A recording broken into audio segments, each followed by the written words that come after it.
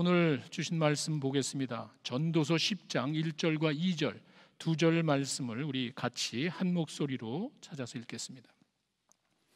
전도서 10장 1절과 2절 말씀입니다. 우리 같이 읽습니다. 죽은 파리들이 향기름을 악취가 나게 만드는 것 같이 적은 우매가 지혜와 존귀를 난처하게 만드니라. 지혜자의 마음은 오른쪽에 있고 우매자의 마음은 왼쪽에 있느니라. 아멘. 이제 전도서를 마무리할 때가 됐습니다. 이제 두 챕터가 남았습니다. 이렇게 마무리를 지으면서 전도서에서는 지혜의 중요성과 또 우매, 어리석음의 위험성을 강조합니다. 다시 말씀드립니다. 지혜가 얼마나 중요한지, 또 상대적으로 그 무지한 것이 얼마나 위험한 것인지를 이제 이야기를 하고 있습니다. 오늘 이 10장의 내용만 가만히 살펴보더라도 어리석다, 우매하다, 무지하다 이런 뜻의 단어가 거의 9번 이상 나오는 것 같습니다. 그만큼 강조하는 것이죠. 근데 단지 지혜와 그 어리석음의 상태를 설명하는 게 아닙니다. 어떤 사람이 지혜롭고 어떤 사람이 우매하고 어리석, 이걸 이야기하는 게 아닙니다. 지혜가 뭐고 무지가 뭔지를 설명하는 것이 아니라 그 지혜와 어리석음의 영향력을 이야기하는 것입니다.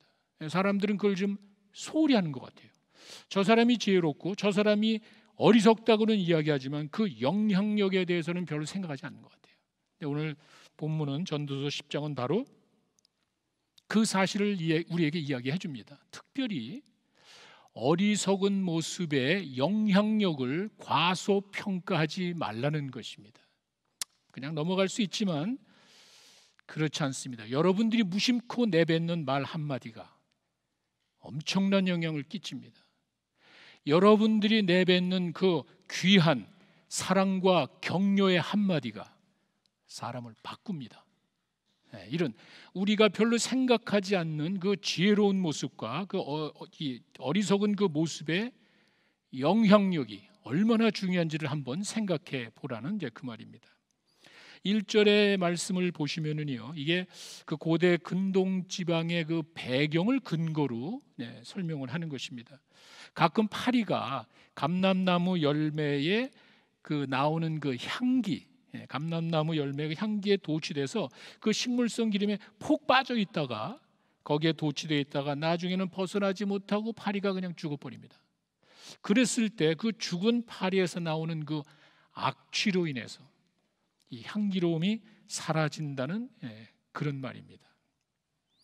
이와 같이 별것 아닌 것 같지만 죽은 파리 한 마리가 그 향기로움을 다 사라져 버리게 만드는 이 영향력을 우리에게 이야기합니다. 우리가 생각지 않은, 별로 중요하게 여기지 않는 그 자그마한 부정적인 영향이 우리 삶에 큰 의미를 남깁니다. 이게 지울 수 없는 내 삶의 오점이 될 수도 있고요, 어쩌면 이것이 내 삶에 상당히 격려가 되는 좋은 긍정적인 영향도 끼칠 수 있습니다. 그런데 특별히 부정적인 것에 대해서 설명을 합니다. 마치 이렇게 저같이 옷을 깨끗이 하얀 와이셔츠에 정장에 옷을 딱 입고 식당에 가서 밥을 먹는데 막 실수를 해가지고 여기저기 묻고 흘리면은, 이 깨끗한 옷에 이게 흘리면은 그 자그마한 음식 조각이 하나가 여기 떨어졌다 그래서 그 옷을 갈아입어야 되는 거예요. 가끔 이제 짬뽕을 먹다 보면 흥분해서 막 먹다가 한두 개가 튀면은 이게 보기 싫잖아요. 맛있게 먹었는데 뒷맛이 찜찜합니다. 그런 것들, 실제 삶 속에서도 그런 게 있다는 거예요. 이런 것들을 소홀히 하면은 안 됩니다. 그렇게 돼 있죠. 적은 우매가 지혜와 존귀를 난처하게 한다. 이 말의 의미는 하찮은 행동이지만, 제가 말씀드렸듯이 그 어리석은 하찮은 행동이지만 그것이 한 사람의 지혜와 명예를 망가뜨린다는 거예요. 그런 자그마한 어리석은 모습일지라도 우리에게 주는 영향력이 크다. 그 죽은 파리 한 마리가 감람나무 전체에서 나오는 그 향기로움을 사라지게 합니다. 엄청난 영향력을 말하죠. 썩은 냄새가 나는 곳에 사람들이 있지 않습니다. 여기 그렇게 하는 분은 하나도 없습니다. 냄새 나면 일단 피합니다. 여러분 마찬가지입니다. 썩은 냄새가 나는 곳에 사람들이 가지 않고 멀리하듯이 어리석은 사람들 주변에는 사람들이 없습니다. 떠납니다. 냄새가 나기 때문에. 자기 스스로 사람들을 내쫓은 거예요. 자기 스스로 사람들을 내쫓고 자기는 스스로 고립되어지는 그 모습을 이제 이야기합니다. 2절에 가시면은요, 아주 의미 있는 말씀, 여러분들이 그냥 넘기지만 2절의 말씀을 잘 보셔야 됩니다. 제가 이제 전도서 강해 설교를 하면은 뭐 강의실에서 강의하는 것 갖고 좀 이 강해 설교가 쉽지는 않습니다. 그런데 여러분 중요한 건 뭐냐면 그 의미를 하나님이 우리에게 주셨고 여러분이 평생 읽지 않더라도 한 번쯤은 그 하나님의 말씀이 주는 의미를 깊이 있게 깨닫고 나면은 그것으로 인한 그 진리가 여러분들의 삶을 이제 주장합니다. 자, 2절이 그냥 넘어갈 수 있지만 이게 무슨 말이냐면은 어떤 사람이 지혜롭고 어떤 사람이 또 어리석은지, 지혜로운 사람이 누구고 또 어리석은 사람이 누군지를 이제 구분하는 그 얘기입니다. 여러분 보시면 그냥 별거 아닌 것 같지만 어떤 사람이 지혜롭고 어떤 사람이 어리석습니까? 내 마음에 달렸다는 거예요. 마음이라 그랬습니다. 지혜자의 마음이라 그랬죠. 결국 지혜롭고 어리석게 되는 거는요, 나의 선택이라는 거예요. 여기서 다 사용되는 그 단어라는 그 말이 우리말로는 마음이라고 번역이 되고 영어로는 heart, 심장 그렇게 표현이 되어 있습니다. 히브리 사람들은요, 그 마음, heart, 심장을 이야기할 때 이것은 바로 판단과 선택의 근원을 말합니다. 내가 판단하고 내가 선택하는 거라는 그 사실이에요. 지혜로운 사람의 마음, 선택, 어리석은 사람의 선택, 마음, 같은 말입니다. 스스로, 이 말은 스스로 어리석게 만들고 스스로 죄를 짓게 하고 스스로 지혜로운 판단도 할 수 있다는 거예요. 누가? 내가 하는 거예요. 대부분의 사람들은 그렇게 보지 않습니다. 내가 그렇게 의지적으로 선택한다는 거는요, 잠언 26장 11절에 잘 나와 있습니다. 제가 우리 생명에서 하신 분들에게 가끔 간증을 하는데 부끄러운 짓을 자꾸 저지르는 그 부끄러운 모습을 이제 지적할 때 이 단어, 말씀이 생각납니다. 보세요. 개가 그 토한 것을 도로 먹는 것 같이 미련한 자는 그 미련한 것을 거듭 행하니라. 개는요 그냥 자연스럽게 그냥 그 토한 걸 먹겠죠. 개니까. 사람이 그렇게 하면 안 되잖아. 우리는 그거 다르잖아. 그런데도 그런 행동을 한단 말이에요. 내가 선택해서. 뭐 부끄러운 일이지만 이제 내가 왜 이런 행동을 했을까? 이거 하지 말아야지. 뭐 젊었을 때 술 마시고 뭐 이렇게 뭐 놀다가 또 마음이 부끄러우니까 기도하다 보면 마음이 좀 그러니까 내가 왜 이런데 그러면서도 또 한다고. 내가 후회하고 잘못됐다고 이야기하고 회개를 했지만 또 그리로 간다고. 이게 뭐죠? 내 마음이란 말이야. 그렇게 만들어서 그 개가 토한 걸 다시 먹듯이 인간이 자연스럽게 하는 것이 아니라 나의 선택이란 말. 어리석은 미련한 모습을 그렇게 설명을 합니다. 우리가 어떤 생각을 가지고 또 어떤 자세로 살아가는지가 그렇게 중요합니다. 하지 말아야 될 것을 하고 하지 말아야 될 말을 하는 것은 내 선택입니다. 거기에 대한 책임이 뒤따른다는 사실을 여러분 아셔야 됩니다. 우리가 항상 이런 삶의 결정적인 순간에 다다르면은 여러분들이 반드시 생각을 하셔야 돼요. 옳고 그런 판단은 내가 하는 거예요. 내 의지에 딸린 것입니다. 내 마음이에요. 내 마음에서 내가 판단하고 결정한다는 사실을 여러분이 아셔야 됩니다. 그런데 사람들은 잘못된 것을 알면서 죄를 짓습니다. 죄를 짓고 난 다음에 이게 죄였네? 거의 없습니다. 이게 잘못된 거 압니다. 죄를 짓잖아요. 이게 우리 마음입니다. 무조건 반대합니다. 이것이 옳고 그런 걸 떠나서 내 마음에 들지 않기 때문에 내 마음에 맞지 않기 때문에 그냥 무조건 반대합니다. 무조건 미워합니다. 이게 문제예요. 우리의 마음에 달렸다는 사실을 여러분들이 잘 기억하셔야 됩니다. 거기에 감정이 추가가 되면 엄청 위험한 일들이 일어납니다. 나의 생각과 나의 그 판단이 잘못됐을 정도가 아니라 감정이 들어가면 이제는 행동으로 나옵니다. 무서운 결과를 맞이하게 된다 그럽니다. 그래서 성경은요, 잠언 4장 23절에 가면은 이런 말이 있습니다. 모든 지킬 만한 것 중에 더욱 내 마음을 지켜라. 내 마음을 지키래. 다른 거 도둑 지키고 다른 거 지키는 것이 아니라 내 마음을 지키래. 그렇게 어려운 거예요. 왜 그런지 아세요? 그 다음 절에 나오죠. 생명의 근원이 이에서 남이라. 죽고 사는 문제가 우리 마음에 달렸다는 거예요.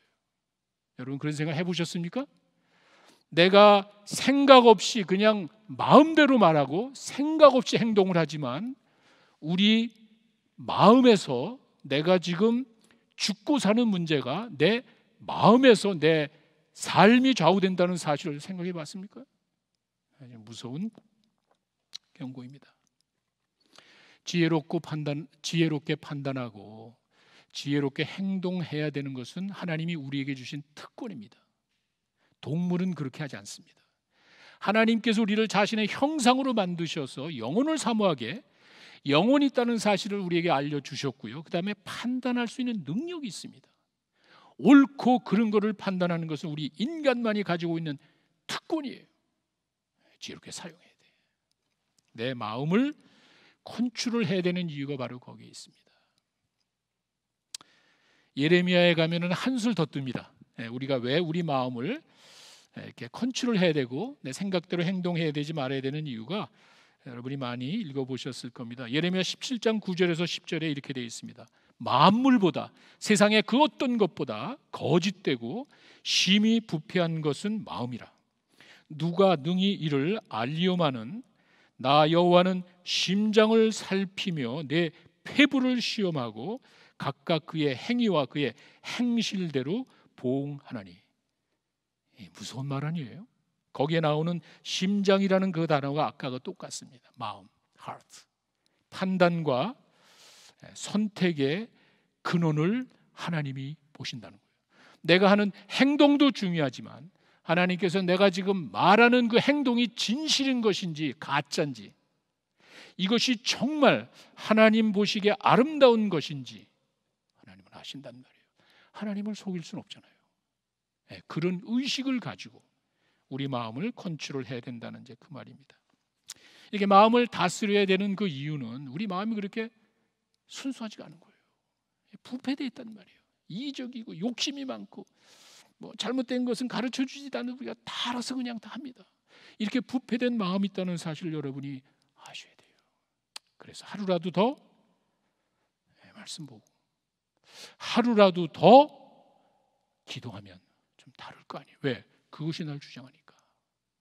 우리가 예배드리고 성경 공부하고 6.19 기도하고 하는 것이 여러분이 돌을 닦는 게 아니에요. 삶 시리즈 10주 했다고 여러분이 뭐 되는 게 아니에요. 그렇게 생각하시고 오산이에요. 하나님이 일하실 수 있는 기회를 드리는 거예요. 그래도 기도하는 사람에게 뭔가 주시지 않겠어요? 그래도 하나님의 말씀을 묵상하는 사람에게 하나님이 뭔가 주시지 않겠어요? 내가 뭘 한다고 생각하지 말고 하나님이 역사하실 수 있도록 내 마음을 내드리는 거야. 특별히 내 마음을 주장하도록. 거짓되고 부패한 그 마음대로 행동하지 않기 위해서 우리는 기도하는 거예요. 말씀 보는 거예요. 하나님께서 살아계시다면 이야기하시지 않겠어요? 너 왜 그런 행동하니? 너 왜 그런 말을 하니? 하나님이 그런 이야기를 왜 안 하시겠냔 말이에요. 말씀하시고 다시 말씀하시지만 사람이 무관심하다 그러잖아. 하나님께서 우리의 마음의 이 심장이라 그러죠. 판단과 결정하는 그 근원을 보시기 때문에 우리의 마음 속에 어떤 생각을 가지고 살아가느냐가 중요한 것이고 하나님은 그것 가지고 판단하신답니다. 반드시 보응하신대요. 하나님의 말씀을 너무 이제 가볍게 보시면 안 됩니다. 정말 하나님께서 우리에게 말씀하시고 기회를 주셨을 때 우리가 그 아픔이, 그 깨달음이 주어지면은 그냥 그 자리에서 주님 잘못했습니다. 우리에게 완벽한 삶을 요구하시는 것이 아니라 겸손하게 인정하고 하나님 앞에 나오는 자들을 하나님께서는 원하시는 거예요. 그러면은 그 사람을 통해서 바꿀 수 있잖아요. 내가 나를 꽉 문 닫아 버리면은 하나님은 어떻게 역사하시겠어요? 2절에 보시면은요, 지혜자의 마음이 오른쪽, 우매자의 마음 왼쪽. 이거는 뭐 오른쪽 왼쪽 뭐 대충 여러분이 아시겠지만 고대 사회의 관습적인 표현입니다. 오른쪽이라 그랬을 땐 무슨 명예나 또 능력을 오른손 상징을 하고, 왼쪽은 약하고 또 이제 거절, 리젝션 뭐 이런 것들을 의미한다고 합니다. 근데 이게 선택에 달린 거예요. 이게 그냥 그렇게 태어날 때부터 운명이죠. 그게 아니에요. 그런 무책임한 말을 하시면 안 됩니다. 선택이란 말이에요. 긍정적인 것과 부정적인 것을 판단하고 선택하고 행하는 건 우리 마음에 있단 말이에요. 근데 그 마음이 거짓되고 부패해야 돼. 여러분 어떻게 하시겠어요? 이게 바로 전도서의 교훈입니다. 어리석게 살지 말고 하나님께서 주시는 지혜를 가지고 분별하면서 지혜롭게 판단하고 살아야 될 것을 이야기합니다. 근데 거기에 오늘 10장 전체를 보니까 몇 가지 이렇게 구분해서 이 인간의 어리석은 모습이 어떤 것인지를 설명합니다. 첫 번째, 인간의 어리석은 모습은 어리석은 통치자에게서 우리가 찾아볼 수 있습니다.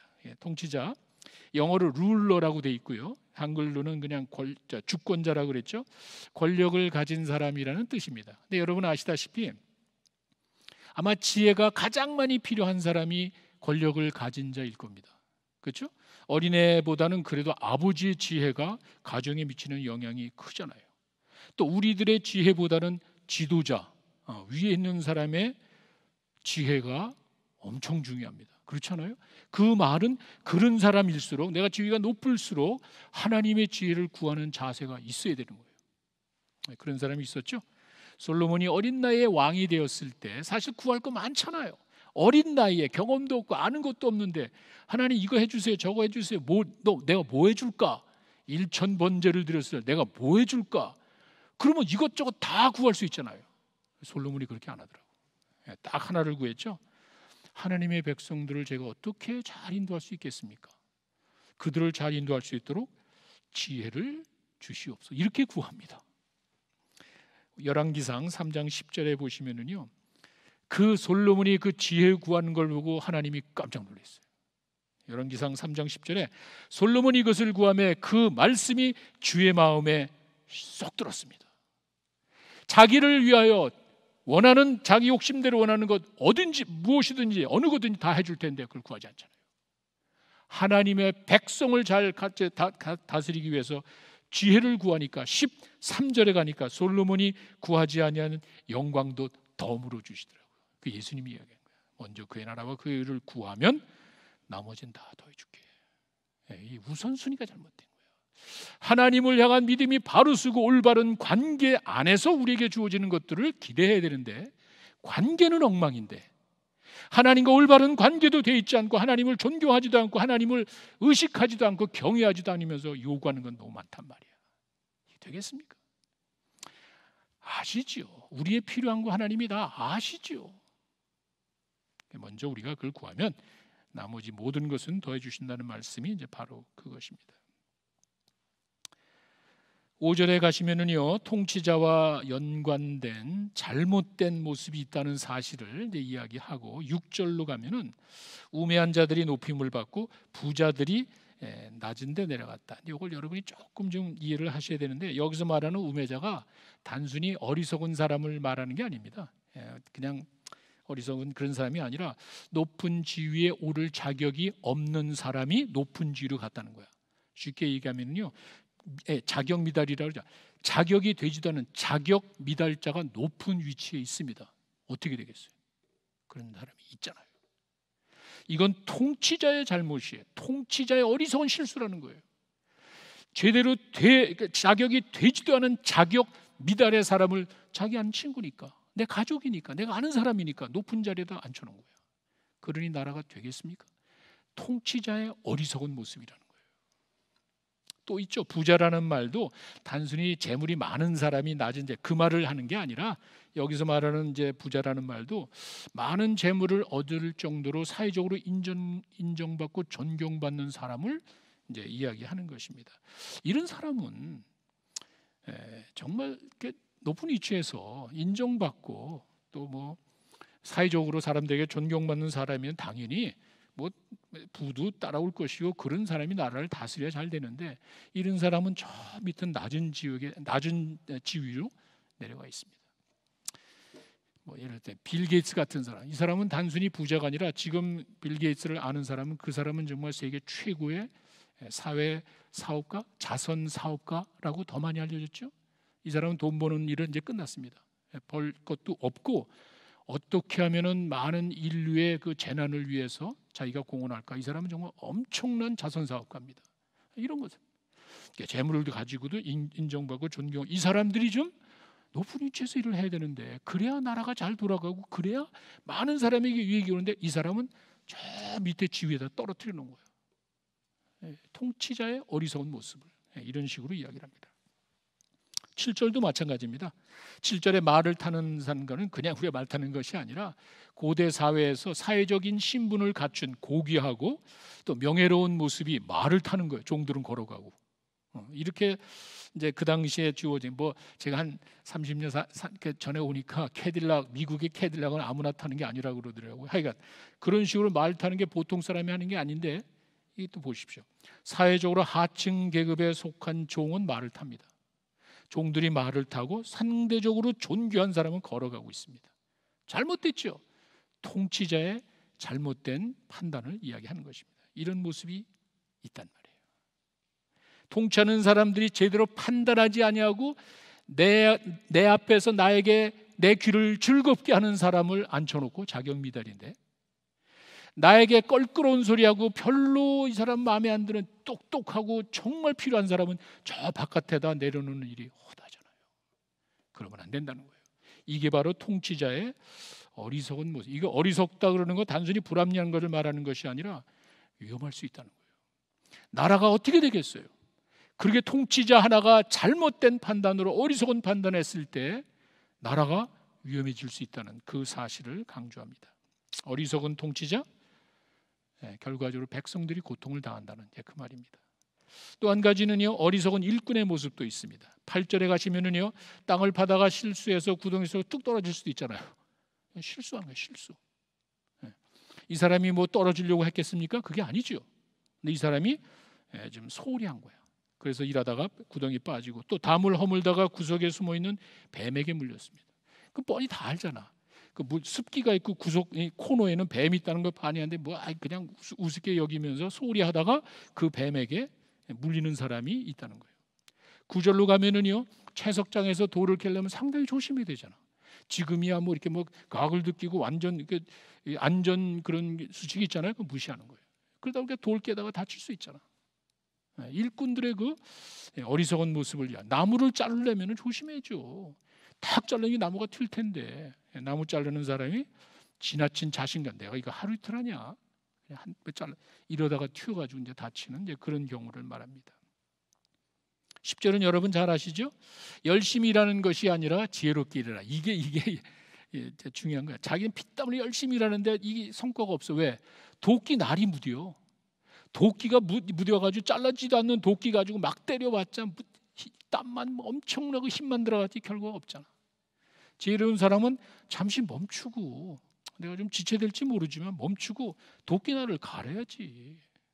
도끼날을 갈아서 나무를 자르면은 뭐 그냥 더 효과적이죠. 이것을 이야기합니다. 11절도 마찬가지예요. 또 일꾼의 어리석은 모습이 뭐냐면 뭐 뱀꾼이라는 좀 이상한데 뱀을 다루는 그 주술가의 이야기입니다. 그 사람들이 뭐 뱀 갖고 놀잖아요. 평소 우리는 깜짝 놀랄 정도로 뱀을 가지고 갖고 놀고 뭐 이걸로 해서 사람들에게 돈 벌고 그런데 그 뱀에게 물리는 거예요. 이것도 마찬가지입니다. 신중하지 않은 모습이에요. 자기가 그걸 자신 있게 할 수 있다고 생각하면서 좀 뭔가를 서둘러서 그렇게 소홀히 했을 때 자기에게 도움을 줄 수 있는 그 뱀이 그렇게 해가지고 돈 버는 건데 그 말이거든요. 그런데 이놈이 나를 물고 그로 인해서 나는 돈도 벌지 못하고 이런 거, 일꾼의 그 서투른 좀 허술한 그 모습을 이런 식으로 이제 지적합니다. 이렇게 해서 일꾼들이 일을 할 때 신중하지 못한 자세는요, 다른 게 아니라 나에게 해를 끼친다는 거예요. 일하다가 구덩이에 떨어진다든지 뱀에 물린다든지 이런 식으로 일꾼들이 지혜롭지 못하고 어리석은 모습을 가지고 살아갈 때 그것은 내 자신에게 해를 끼칩니다. 마지막 세 번째는 어리석은 말쟁이, 수다쟁이라고 우리말 이렇게 쓰죠. 어리석은 말쟁이도 있습니다. 우리말에 말 한마디에 천냥빚을 갚는다는 말이 있죠. 때 맞는 적절한 말이 얼마나 중요합니까? 저는 갈수록 그걸 느껴요. 부드러운 말, 칭찬과 격려의 한마디가 사람을 살리잖아요. 저도 그 중에 한 사람이에요. 그냥 아무것도 못하는데도 You can do it, 이것이 그냥 나온 말이 아니더라고요. 격려해주고 위로해주고 힘을 불어주는 말이 있는가 하면은 길을 꺾는 말이 있잖아요. 상대방의 길을 꺾는다는 거는요, 생명을 죽이는 거예요. 상대방의 가슴에 못을 박는 말이 있잖아. 얼마나 무섭습니까? 이 말을 많이 하는 사람들은 그런 실수를 할 때가 온다는 거예요. 12절에 보시면은 지혜자의 말은 은혜롭지만 우매자의 말은 자기를 삼킨다, 신세를 망친다는 거예요.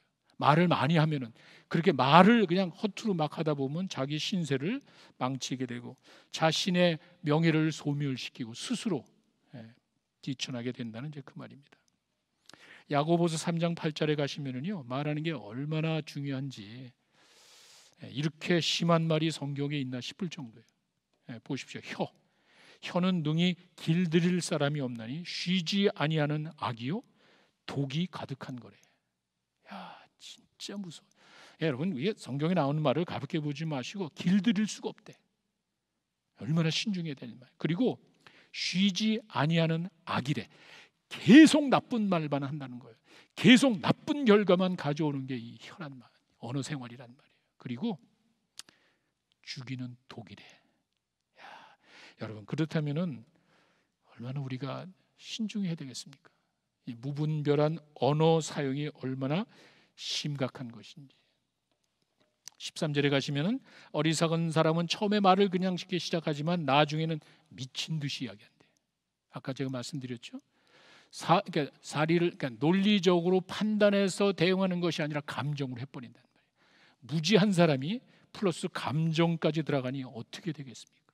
난리치는 거죠. 이런 모습들을 우리가 잘 알고 있으면서도 내가 선택한다는 거예요. 우리 마음이 그걸 한다는 거예요. 14절에 말은 많이 하지만 14절의 말씀은 스스로 아무 소용이 없다는 사실도 모르고 떠드는 거. 내가 말을 많이 하면은 뭔가 유식하고 내가 말을 많이 하면은 뭔가 이루어질 것 같은 생각에 아무 소용이 없다는 사실도 모르고 떠드는 사람들이 있잖아요. 그거를 이야기합니다. 참 어리석은 모습이에요. 이렇게 성경에서 경고하는 그 말에 좀 귀를 기울이고 우리가 신중하게 살아가지 않으면 거기에 이끌려 살게 되는 어리석은 모습이 나타나게 됩니다. 15절에 가시면은요, 이건 고대 사회의 그 하나의 그 격언 같은 그런 말입니다. 성읍에 들어갈 줄도 모른다는 말은 그 당시 고대 사회는 그러니까 성으로 가는 그 길은 길 표시가 잘 돼 있죠. 천하대장군도 있고 뭐 여러 가지 표시해서 절대로 나그네나 사람들이 그 성읍으로 가는 길을 잃어버릴 수가 없는데 하도 떠들다가 하도 이야기하고 자기 잘났다고 자기가 잘한다고 난 이 동네 다 알아 이렇게 하다가 그 사인을 지나가서 성읍을 빗나간 거예요.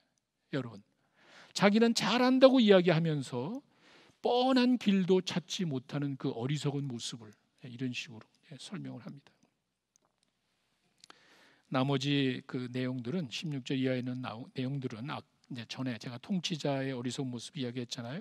그 밑에서 일하는 사람들, 그러니까 여기는 성경에서는 대신들이라고 나오는데 적절한 표현은 관원들로 보면 되겠죠. 통치자 밑에서 일하는 그 관원들의 그 어리석은 모습들이 그 밑에 나와 있어요. 이건 이미 우리가 다뤘으니까 그들의 무책임, 관원들입니다.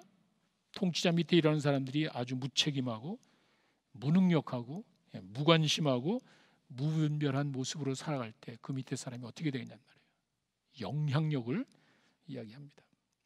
자, 오늘 10장을 요약을 해보면은 인간의 어리석은 모습 세 가지로 볼 수 있습니다. 첫째, 어리석은 통치자의 모습이 있습니다. 이 어리석은 통치자는 백성들을 고통에 빠지게 합니다. 두 번째, 어리석은 일꾼들은요, 나 자신에게 해를 끼칩니다. 잘 기억하셔야 돼요. 나는 만족할지 모르지만, 나는 뭔가 한 것 같이 이야기하지만 그것이 결국엔 다 나에게 돌아옵니다. 세 번째, 어리석은 말쟁이는요, 아무에게도 인정받지 못하는 헛된 삶을 떠드는 거예요. 헛된 삶을 사는 거예요. 남을 듣지도 못하고 이것이 아무 소용이 없다는 사실도 모르고 떠드는 그 모습을 이렇게 이야기합니다. 자, 이제 어리석은 모습은 버리고, 이 어리석은 모습이 바로 우리의 부패한 마음에서 온답니다. 우리가 예배드리면서 조용히 기도하고 참회 기도하고 찬송하는 이유는 마음을 다스리는 거예요. 그래야 그 순수한 깨끗한 옥토와 같은 밭에 하나님의 말씀이 떨어지고 그 하나님의 말씀이 주시는 풍성한 복이 열매를 맺게 되는 거예요. 그래서 우리가 우리의 마음에서, 이 어리석은 이 마음에서 여러 가지 부작용들이, 부정적인 모습들이 나온다는 사실을 깨닫고, 이게 우리의 선택입니다. 우리가 그것을 신중하게 받아들이고 솔로몬과 같이 하나님께 지혜를 구하고 내 생각을 내려놓고 하나님이 주시는 그 지혜로 주님의 기쁨이 되기 원합니다. 정말 어리석은 그런 모습이 아니라 주님의 것으로 나를 채우셔서 내가 주님의 기쁨이 되기 원합니다. 그런 마음을 가지고 살아갈 때 하나님께서 여러분들을 함께 하시고 여러분들에게 좋은 것으로 채워주실 줄로 믿습니다. 잠깐 기도하겠습니다.